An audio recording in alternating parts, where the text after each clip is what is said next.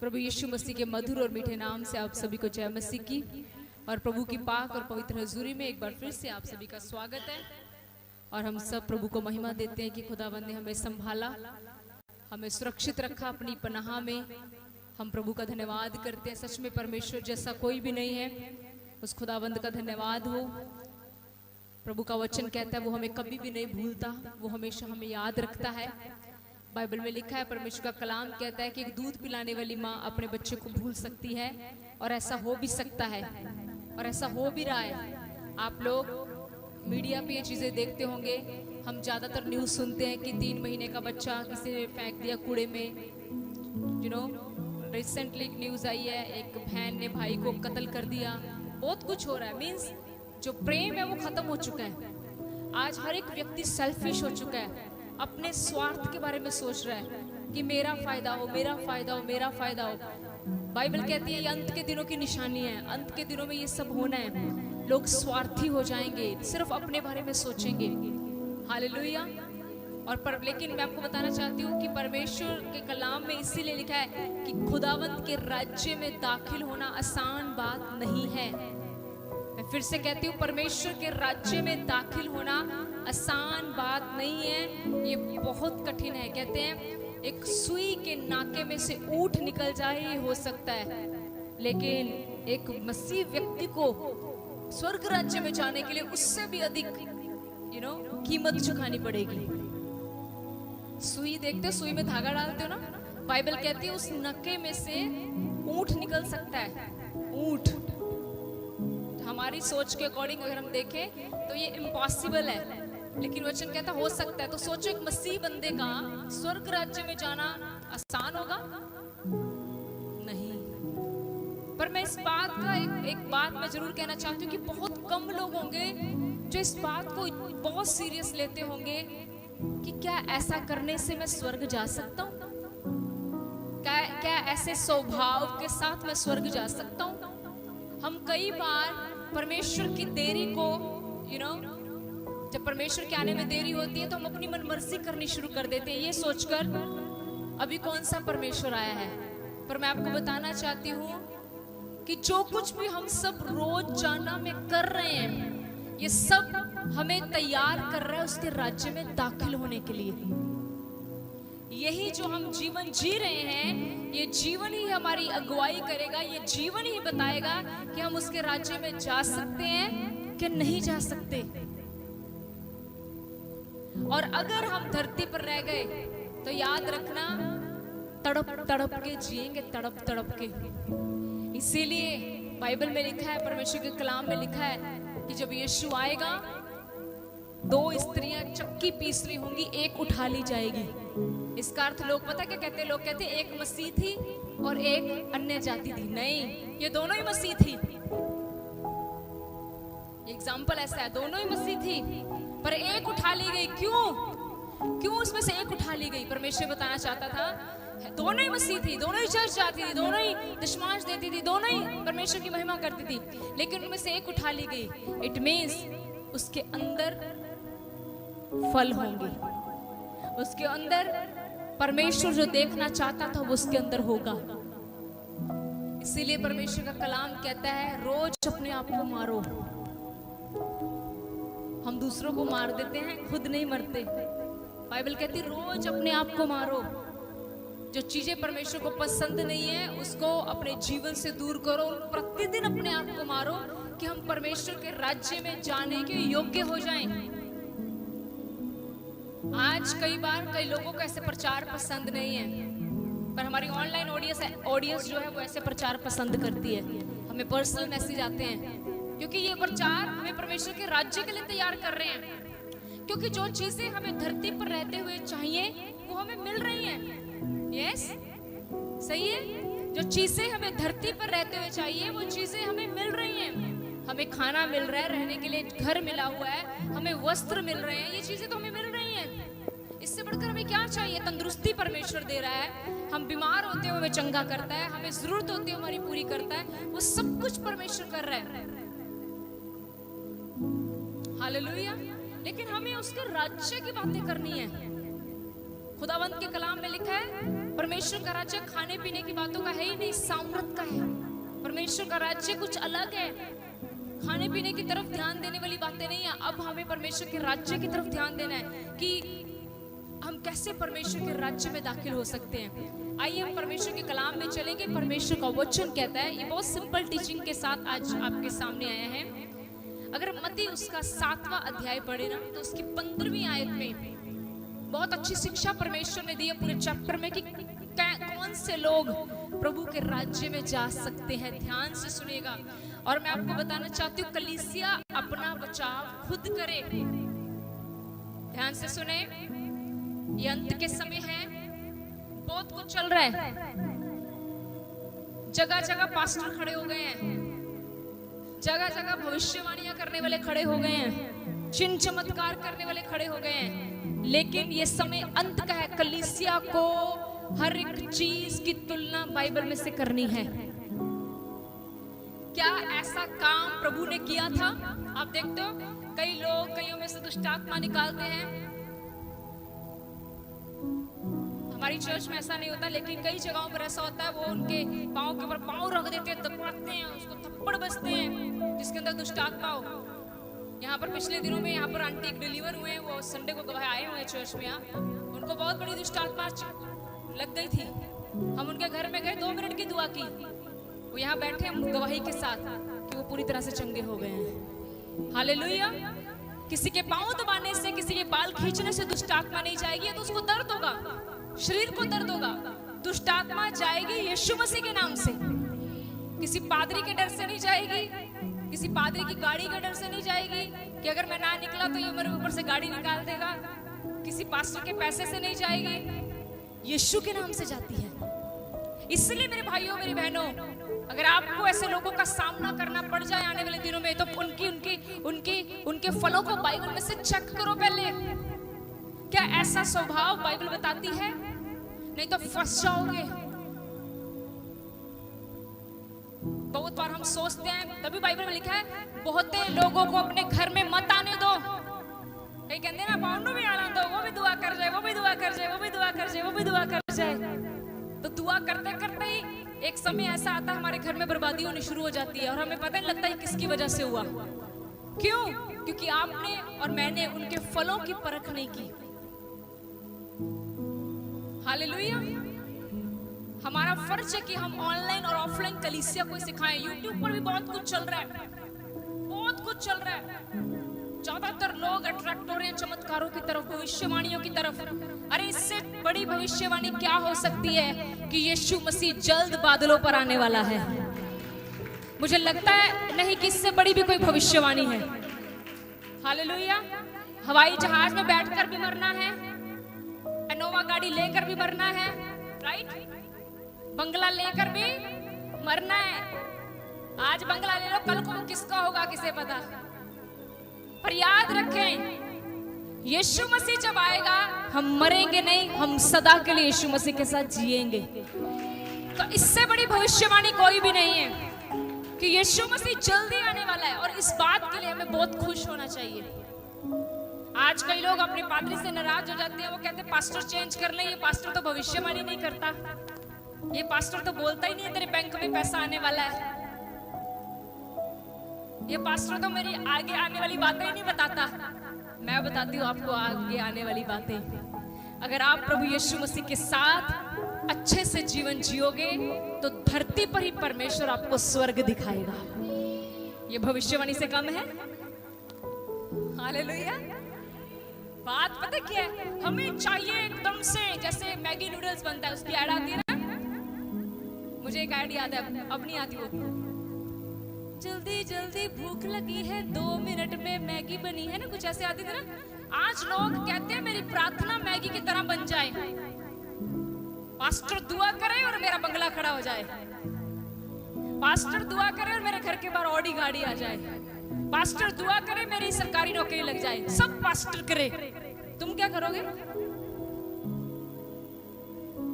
आज मैं वचन में पढ़ रही थी, वहां पर ऐसे लिखा था, अगर तुम सही से जीवन जियोगे, मेरी मर्जी के अनुसार जियोगे, तो मैं तुमसे कोई अच्छी वस्तु नहीं छोड़ूंगा। मैं तुम्हें सारी अच्छी चीजें दूंगा। पर आपको पता है कई बार हमारे जीवन से अच्छी चीजें क्यों दूर हो जाती हैं? क्योंकि हम उसके साथ गलत हो जाते हैं।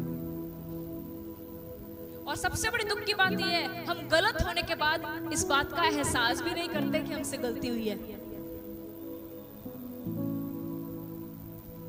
Ask him forgiveness. याद रखें, पाप करना इतना बड़ा पाप नहीं है।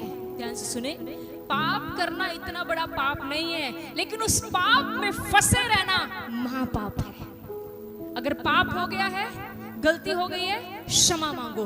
वो बहुत बड़ा दयालु परमेश्वर है। वो दया करता है, फिर से उठाता है। लेकिन याद रखें, अगर हम पाप कर रहे हैं और पाप में से बाहर नहीं निकल रहे, तो ये पाप हमारा महापाप बन जाएगा।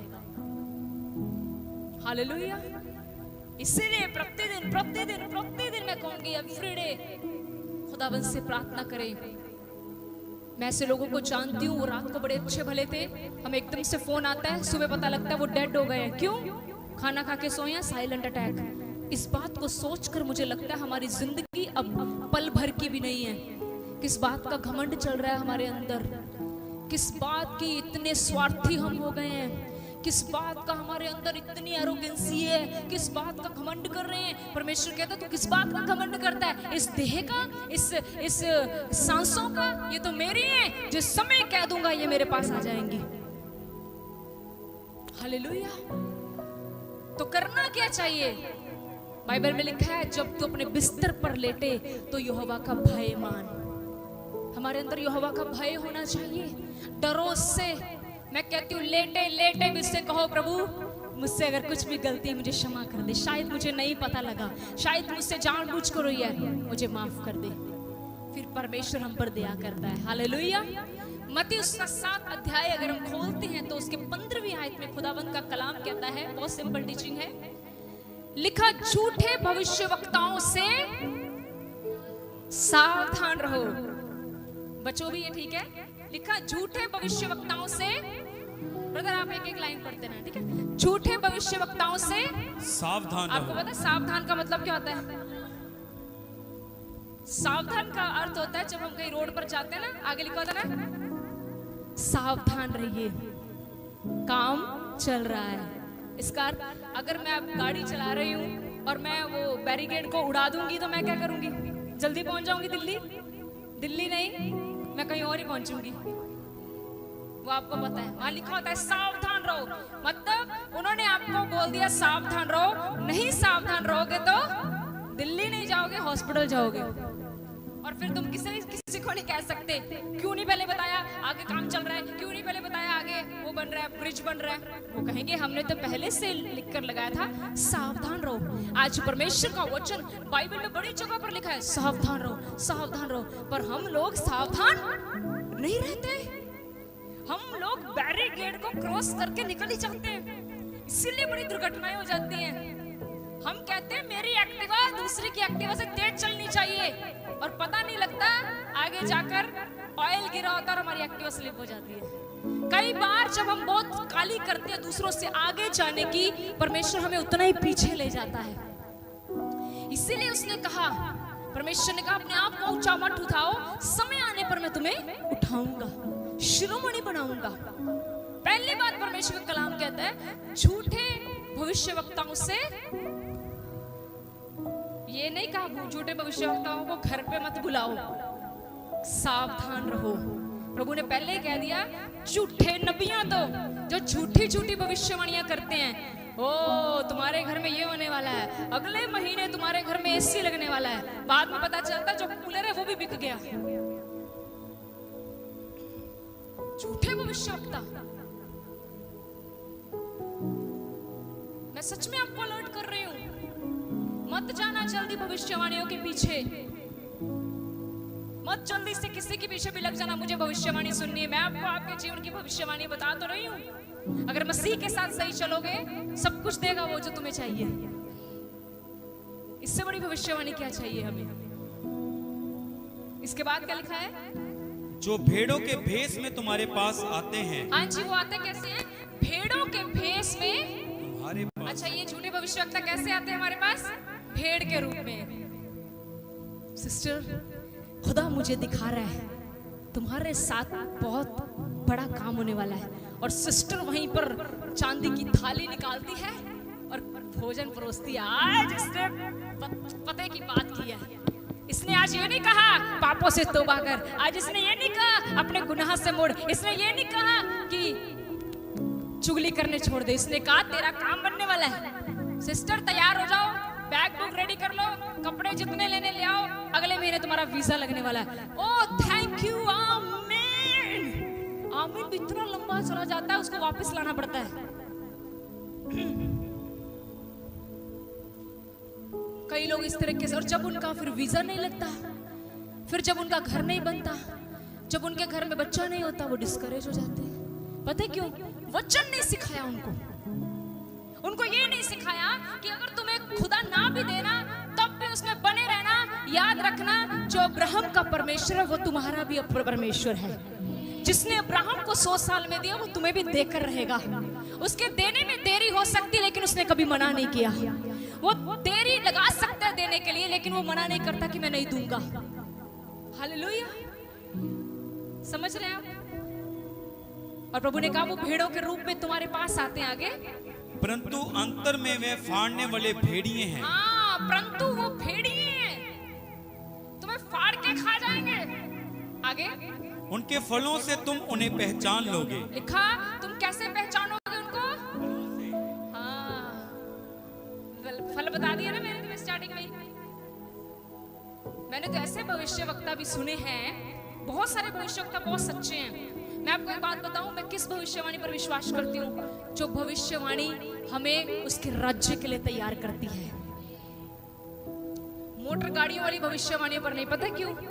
पता क्यों? क्योंकि मैं वचन को जानती हूँ। उसके कलाम में लिखा, तुम मेरे धर्म और राज्य की खोज करो, दुनिया की सारी चीजें तुम्हें मिल जाएंगी। ये भविष्यवाणी से कम है? कर दी ना उसने भविष्यवाणी कि तुम ये करो मैं तुम्हें ये दे दूंगा। कोई अच्छी चीज तुमसे रखकर छोड़ूंगा ही नहीं। तुम्हारे पास बढ़िया कपड़े होंगे, बढ़िया फोन होगा, बढ़िया बंगला होगा, बढ़िया गाड़ी होगी, एसी होंगे, सब कुछ होगा, पर करना क्या है? मेरे धर्म और राज्य की खोज। वो हम करते नहीं, भविष्यवक्ता को ढूंढ रहे हैं कोई भविष्यवाणी करे मेरे लिए। हालेलुया।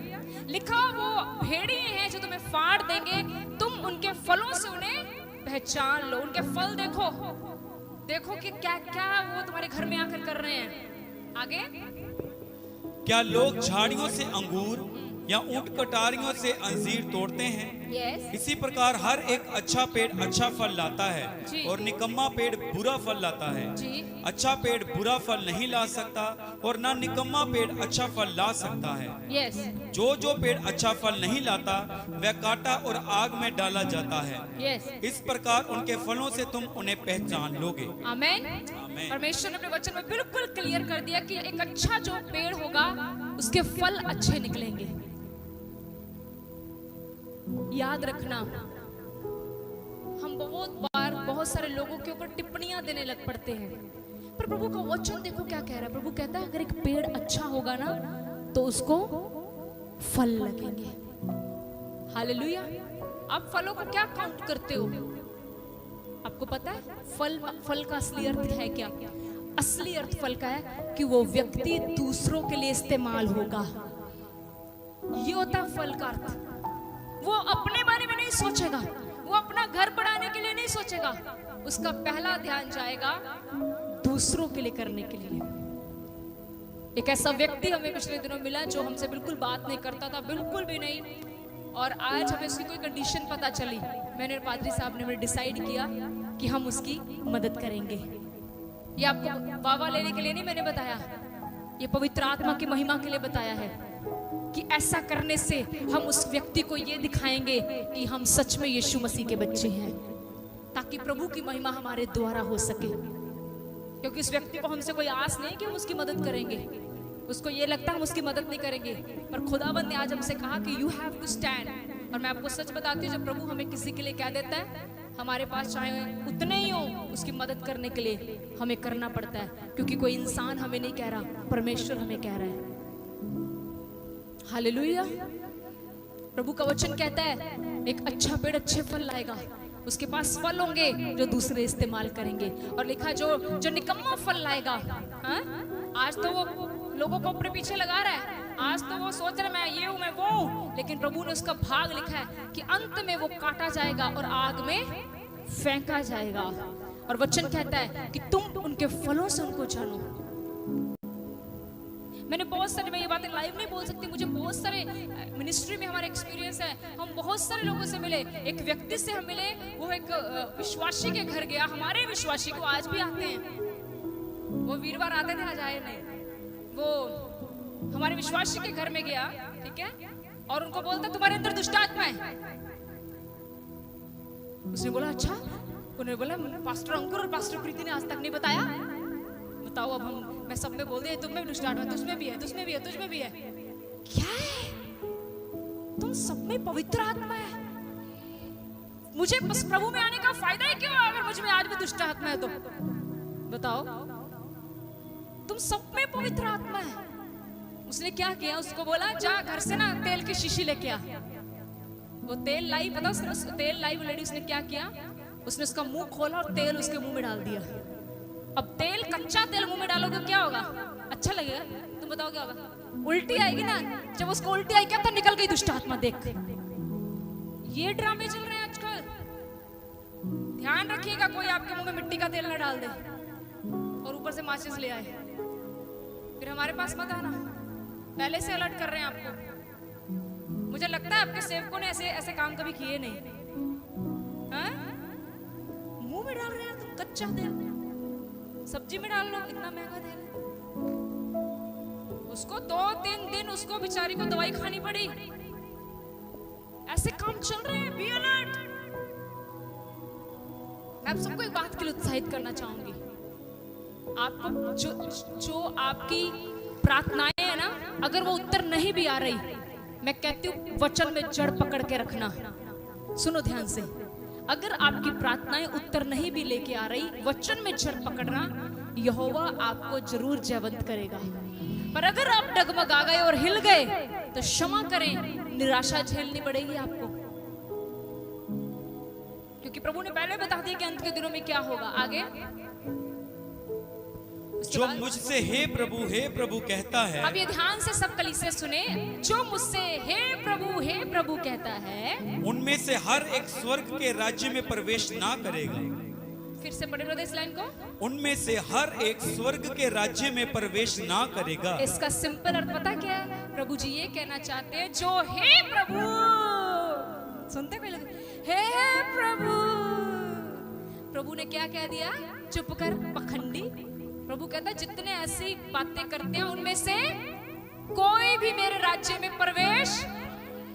क्या कह रहे हो प्रभु? हम तो हे प्रभु कह रहे हैं। बाइबल की हिस्ट्रियां समझो, क्या कह रहे हैं प्रभु। मतलब कई लोग समझते हो क्या करते हैं? सुनो, इधर डीजे चल रहा है, डीजे, और इधर कहते हैं धन्यवाद यीशु जी ਤੁਹਾਡਾ। ये क्या कर रहे हैं? समझिए मेरी बात को। हे प्रभु बस मुंह से क्या है? प्रभु प्रभु प्रभु प्रभु। जीवन क्या है? पूरा घोटाला है। जीवन क्या है बोलो? पूरा घोटाला। ऊपर से क्या है बोलो? प्रभु प्रभु प्रभु प्रभु प्रभु प्रभु प्रभु प्रभु। तभी तो मैं कहती हूँ इतना मत हिला करो, तुम्हारे हिलने से कुछ नहीं हिलने वाला। इतना हिल जाते हैं कई बार। मुझे कई लोगों ने ऐसे सवाल पूछा, सिस्टर जी क्या पवित्र आत्मा हिलकर आता है? मैंने कहा आज तक मुझे और पादरी साहब को ऐसा पवित्र आत्मा नहीं आया। अगर आया होता तो हम तो पूरी स्टेज पर हिलते, और हिल हिल के कई बार इनको थप्पड़ भी मारते जो यहाँ पर खड़े होते हैं, और ये कभी वापस स्टेज पर ना आते। क्या कर रहे हैं? प्रभु के दास पास्टर अंकुर नूला जी, उनको भी पवित्र आत्मा है, कभी उन्होंने ऐसा नहीं किया होगा। हम क्या कर रहे हैं?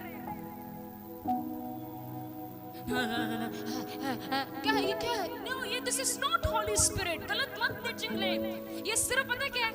ये जितनी देर तक भाई की ढोलकी ऊंची है ना, उतनी देर तक मेरी ताड़ी भी ऊंची है। मैं आपको ये नहीं कह रही ताड़ी ऊंची मत मारो, मारो, बट मैं आपको सच्चाई से वाकिफ करवा रही हूँ। एक्चुअली में पवित्र आत्मा का असली काम जो है ना, वो एक व्यक्ति का अंदर से बदलता है। वो एक व्यक्ति को अंदर से बदलता है। जब व्यक्ति अंदर से बदल गया, बाहर से सब कुछ अपने आप बदल जाता है। ये समझिए, मेरा समझाने का अर्थ ये है। मुझे आप नाचिए, मुझे कोई फर्क नहीं है। हमने कभी रोका? कभी किसी को नाचने से रोका? आप नाचो, जो करना करो, बट याद रखें असली काम पवित्र आत्मा का मुझे अंदर से बदलने का है। कईयों के सवाल क्लियर हो रहे हैं, क्योंकि मुझे इसी चर्च में से कईयों ने पूछा था कि क्या हाथ हिलाना पवित्र आत्मा है? मैंने कहा नहीं, तुम हिलाओ हाथ, तुम भी ला सकते हो, तुम भी ला सकते हो। मैं कोई यहाँ से जा रहा हो ना शराबी, कोई शराबी, उसको बोलूं ना हाथ हिला, वो कहेगा हिला दूंगा, बाद में बोतल मिलेगी, हाथ के पांव भी हिला देता हूं। That's not Holi spirit. समझिए कलीसिया, पवित्र आत्मा हमें प्रार्थना में बढ़ाता है, पवित्र आत्मा हमें प्रेम करना सिखाता है, पवित्र आत्मा हमें एक दूसरे का दर्द समझना सिखाता है। प्रभु ने कहा, हमने क्या पढ़ा अभी? हे प्रभु कहने वाले मेरे राज्य में प्रवेश। ये पता है अर्थ क्या है? मीन्स जब प्रभु से कुछ चाहिए ना, तब डैडी डैडी, उसके बाद आई एम रेडी। पिज्जा खाने के लिए, क्लब जाने के लिए, पार्टी करने के लिए, मूवी देखने के लिए, लेकिन जैसे ही प्रॉब्लम आ गई, हे प्रभु, इसलिए प्रभु ने कहा हे प्रभु वाले मेरे राज्य में, क्योंकि तुम तो मुझे इस्तेमाल करते हो जरूरत के समय में। प्रभु उनको स्वर्ग में लेकर जाएगा जो जरूरत ना रहते हुए भी हे प्रभु करते हैं। आमेन। क्लियर हो रहा है कलीसिया? संडे से ज्यादा वीरवार की कलीसिया आशीष पाती है, क्योंकि यहाँ पर खुदावंद अलग सी बातें खोलता है। मुझे बहुत ब्लेसिंग मिलती है थर्सडे को आने के लिए, मैं झूठ नहीं बोलती। ये ऐसी टीचिंग पवित्र आत्मा वीरवार को देता है जो एक व्यक्ति को अंदर से बदल देंगी। और मुझे लगता है पवित्र आत्मा हम सबसे बात कर रहा है, मुझे भी इंक्लूड करके। आगे ब्रदर। परंतु वही जो मेरे स्वर्गीय पिता की इच्छा पर चलता है, हाँ जी, उस दिन बहुत से लोग मुझसे कहेंगे। आज पहले लिखा हे प्रभु कहने वाला स्वर्ग नहीं जाएगा। कौन जाएगा फिर? जो मेरे पिता की इच्छा। सब बोलो, कौन जाएगा जी? जो पिता की, प्रभु की इच्छा पर चलेगा। उस दिन बहुत से लोग मुझसे कहेंगे। ये झूठे भविष्यवक्ताओं की लाइन लगेगी। उस दिन, किस दिन? न्याय के दिन। उस दिन बहुत सारे लोग प्रभु यीशु मसीह के सामने ये चैप्टर रखेंगे। क्या उनसे? हे प्रभु हाँ। क्या हमने तेरे नाम से भविष्यवाणी नहीं की? हे प्रभु, क्या मैंने तेरे नाम से सपना बहन के घर में जाके भविष्यवाणी नहीं की? आगे। और तेरे नाम से दुष्ट आत्माओं को नहीं निकाला? मैंने तो, आजकल कई लोग अपनी कॉपी में लिखते हैं मैंने ना, बट मैंने कईयों की गवाही में ये सुना है, सारी महिमा अपने ऊपर लेते हैं। कैसे? कहेंगे मेरे द्वारा परमेश्वर ने 200 दुष्ट आत्माओं को निकाला। क्या बात है! इट मींस प्रभु न्याय के दिन में ये भी पूछेगा, कुलदीप तूने तो कोई दुष्ट आत्मा निकाली? साइड पे लग जरा, ये क्या कर रहे हैं हम? बाइबल में प्रभु के चेलों ने तो ऐसा कुछ, कितने दुष्ट आत्मा निकाल देते थे। इस तरह तो हमारी लड़ाई हो जाएगी। कुलदीप कहेगी सिस्टर तू ही आज की दाह काट लिया, मैंने एक भी कटन दी। कल को मंजू उठ के कहेगी सिस्टर जी एक कदी भानु भी काट लें दो, स्वर्ग राज से जाना है, हम कंपटीशन में हैं। कल को बहन ज्योति कहेगी अद्धी के मेनू भी दे दो। उस दिन बहुत कहेंगे प्रभु मैंने तेरे नाम से, इट मींस दुष्ट आत्माएं निकालने वालों के भी चांस कम है, भूत प्रेत कट्टन वाले के भी चांस है। कई लोगों से मैंने सुना कहते हैं ओ पीछे हो दो, मेरे पास इतना मसा है, मैं बस देख लेता हूँ ना जिसके अंदर दुष्ट आत्मा है वो निकल जाता है। मैं कहा पक्का तेरा दोस्त होगा फिर, क्योंकि मैं ये विश्वास नहीं करती कि किसी की आंख में आंख लगाने से दुष्ट आत्मा निकल जाए, फिर तो महिमा मुझे मिल जाएगी। अरे दुष्ट आत्मा केवल एक नाम से डरती है, वो नाम यीशु मसीह का नाम है। जब तक मैं और आप यीशु मसीह का नाम लेकर दुष्ट आत्मा को नहीं निकालेंगे, वो नहीं निकलेगी, क्योंकि वो नहीं डरती आपसे, आप डरते हो उससे। तभी तो जब यहाँ पे कोई हाँ करता है तो सारे मैं देखते हो भाग जाते हैं, दूर हो जाते हैं, पीछे हो जाओ, न्याणे नु परे करो, जितना न्याणे जी वड़ चल रहा है, इतना फ्री है वो। अभी तो उसको अपनी पड़ी है कि मुझे कहां फेंकेगा ये पास्टर। हालेलुया। तो उस दिन बथेरे कहेंगे मैंने यीशु तेरे नाम से बहुत भूत कड्डे। मैं कह रही कोई ने कॉपी लगाई हुई है। मैं ज्योति चो कड्डिया, रानी चो कड्डिया, पिंकी चो कड्डिया, कुलदीप भाई चो कड्डिया, बड़ डिंपल चो कड्डिया, एक चो कड्डिया, मोनिका चो कड्डिया। कॉपी लगी हुई है दुष्ट आत्माओं की। धन्यवाद, हमारे पास कोई कॉपियां नहीं है, क्योंकि ये काम ही यीशु मसीह का है। ये तो काम ही प्रभु कर रहा है, तो खुदावंद लगाए कॉपी और सारी महिमा उसको जाने पाए। हालेलुया, खुदावंद का काम है। अगर तो मैं कहूं सिस्टर प्रीति के नाम से चंगी हो जा, तो तुम तो चंगी होगी नहीं होगी मुझे नहीं पता, मैं बीमार हो जाऊंगी। प्रभु की महिमा कोई नहीं ले सकता। आगे ब्रदर।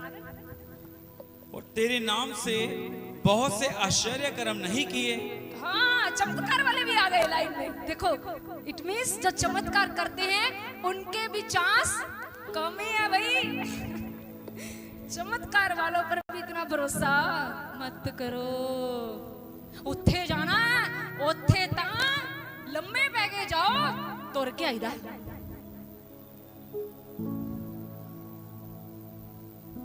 आ रही है टेस्टिमनी। एक व्यक्ति को, एक बच्चे को लंबे बैग लाते थे, आज वो खुद चल के आता है। हालेलुया। तो हम क्या करें इसमें? अब बड़े खुश हो जाएं, बड़े खुश हो जाएं। मैं कहती हूँ सारा मीडिया चैनल इस बच्चे की तरफ लगा दे। यहाँ पर खुदाबंद ने कहियों कि कैंसर ठीक करे, वो खुदाबंद को छोड़कर चले गए। मैं इन चमत्कारों को इतनी महिमा नहीं देती। असली चमत्कार वो है जो किसी व्यक्ति का जीवन बदले। That's a real miracle। कई ऐसे लोग हैं बड़े बड़े चमत्कार लेकर आज प्रभु को छोड़कर भी चले गए हैं। क्या यहाँ पर गुर्दे ठीक नहीं हुए? हुए हैं। कैंसर ठीक नहीं हुए? हुए हैं। मुर्दा चंगे हुए हैं, सब कुछ हुए हैं। पर बात सिर्फ ये है, वो वचन में नहीं चढ़ पकड़े, उड़ गए। पहले दोबारा बताती हूँ, किस किस के चांस कम है? भविष्यवाणी करने वाले के लिए खतरे में है। भविष्यवाणी करने वाला भी, दुष्ट आत्मा निकालने वाला भी खतरे में है, चमत्कार करने वाले। तो हमें ये तीनों ही चाहिए होते हैं ना। मेरे पास्टर चाहे तीनों क्वालिटियां होनी चाहिए। जे मेरे पास्टर दे विच क्वालिटियां नहीं दे, पास्टर नहीं होगा। बेचारा पास्टर पता नहीं कितना वचन पर चल रहा होगा, ठीक है, उसके पास ये गुण, ऐसी बात नहीं है। जो वचन पर चलता है प्रभु से गुण देता है, लेकिन वचन को सुनो, ऐसे लोगों के भी चांस कम है। पता है क्यों? क्योंकि बहुत सारे लोग भविष्यवाणियां, चमत्कार, दुष्ट आत्माएं अपनी जय जयकार के लिए निकाल रहे हैं। मैं आपको बताना चाहती हूँ, परमेश्वर अपना काम ले ही जा रहा है, क्योंकि उसने अपना राज्य बढ़ाना है, उसने शैतान को गिराना है। लेकिन प्रभु का वचन कहता है, क्या पढ़ा आपने ब्रदर चमत्कार वाले के बारे में? हाँ, और तेरे नाम से बहुत से आश्चर्य कर्म नहीं किए, बहुत से चमत्कार नहीं किए। आगे, तब मैं उनसे खुलकर कह दूंगा। हाँ, यीशु मसीह ने क्या, कैसे कहूंगा? खुलकर। फिर से बोलो सारे, कैसे कहूंगा? कान में नहीं कहूंगा। इधर आना, तुम इधर आओ। सच में बुलाया है, ऐसे नहीं बोलूंगा। पास्टर कुलदीप, तुमने जितने भी चमत्कार किए ना, जितने भी लोगों को चंगा किया, चलो नरक में चलो। ऐसे नहीं कहूंगा। ऐसे कैसे कहूंगा? फिर सब लोगों के बीच में कहूंगा। क्या कहूंगा ब्रदर? मैंने तुमको कभी नहीं जाना। कितनी, मैं कहूंगी शर्म दी गल होगी एक बंदे लिए। कितनी शर्म की बात होगी उस व्यक्ति के लिए जिसने धरती पर रहते हुए भविष्यवाणियां भी की, चमत्कार भी किए, भूतों को भी निकाला। भूत नू कर दे अपना घर भूत वाला घर बन गया।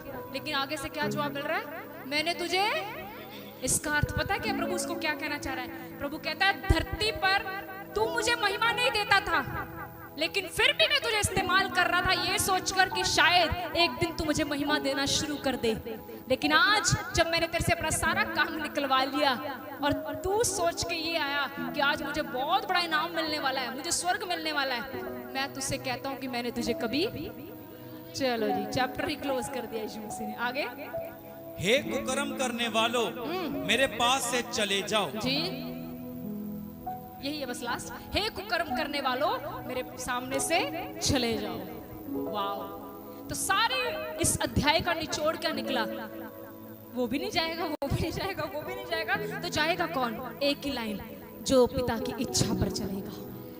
रोज पूछो, पिता ये आपकी इच्छा है, आपकी मर्जी है?